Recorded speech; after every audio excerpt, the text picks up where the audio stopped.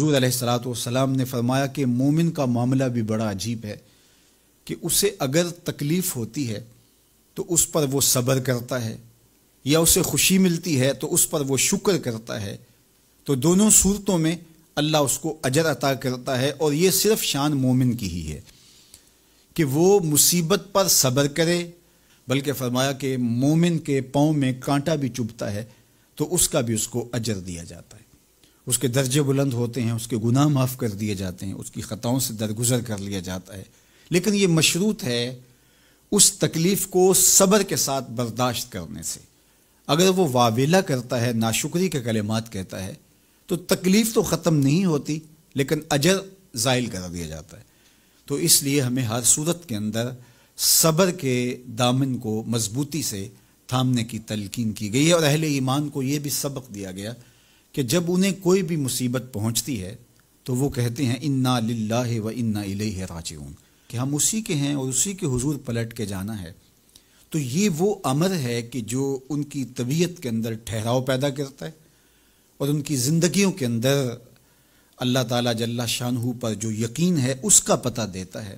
اگر مصیبت کو اللہ کی طرف سے سمجھ کے مان کے صبر کیا جائے، اس کو مقدور سمجھا جائے، اس پر واویلا نہ کیا جائے، اللہ کی نافرمانی کا کوئی کلمہ نہ بولا جائے، اپنے عقیدے میں تزلزل نہ آنے دیا جائے، اپنے رویوں کی خوبصورتی کو زائل نہ ہونے دیا جائے، تو اس کا مطلب ہے کہ وہ شخص مومن ہے، اس کا یقین ہے کہ یہ اللہ کی طرف سے ہے۔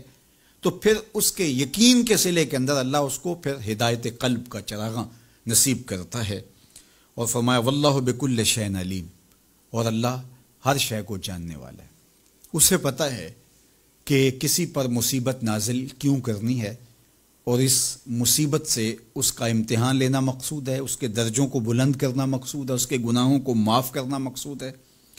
اس کو کسی آزمائش میں ڈال کر کے اس کو مزید کندن بنانا مقصود ہے، یا اس کا کیا مقصود ہے، اس کو سزا دینا مقصود ہے، یہ اسے پتہ ہے۔ تمہارا رب تمہاری طرف آنے والی جو تکلیفیں ہیں ان کے اندر ہزارہا پنہا حکمتوں سے واقف ہے۔ یہاں یہ بات بھی سمجھنے کے قابل ہے کہ جو شخص مصیبت کے آنے پر صبر اور استقامت کے ساتھ اس سے نپٹتا ہے اور اللہ پر جو اس کا یقین ہے اس میں تزلزل پیدا نہیں ہونے دیتا، کل من عند اللہ، اے محبوب فرما دیجئے جو کچھ ہے وہ تمہارے رب کی طرف سے، یہ اس کا خیال اور فکر ہے کہ یہ میرے اللہ کی طرف سے، تو پھر اس مصیبت کو ٹالنے والا بھی وہی ہے۔ تو اگر یہ اس کا عقیدہ پختہ تھا تو پھر وہ مالک کی دہلیز چھوڑ کے، مالک کی چوکھٹ چھوڑ کے کسی اور دہلیز پہ نہیں جائے گا، کسی اور چوکھٹ پہ نہیں جائے گا، وہ اس مصیبت کو دور کرنے والا مؤثر حقیقی اللہ کو ہی جانتا ہوگا اور اسی کے حضور دعائیں کرے گا، التجائیں کرے گا، کسی شرک کا ارتکاب نہیں کر سکتا ہے، اور وہ مالک کی دہلیز سے کبھی روح گردانی نہیں کر سکتا، بلکہ اس تکلیف کے آنے سے وہ اپنے رب کے ساتھ اور زیادہ جڑ جائے گا۔ اور اگر وہ صبر کرے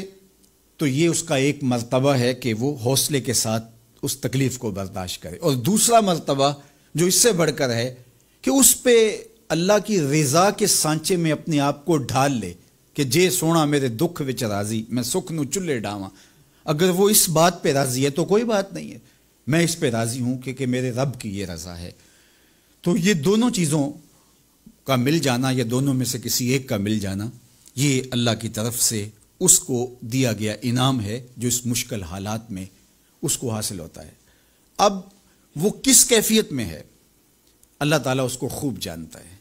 کہ وہ اس پہ صبر کر رہا ہے یا اس کا اندر ڈول رہا ہے، اس کا عقیدہ کمزور تھا اور وہ کمزوری کے باعث جو ہے وہ تزلزل کا، تذبذب کا شکار ہو گئے، تو یہ تمہارا رب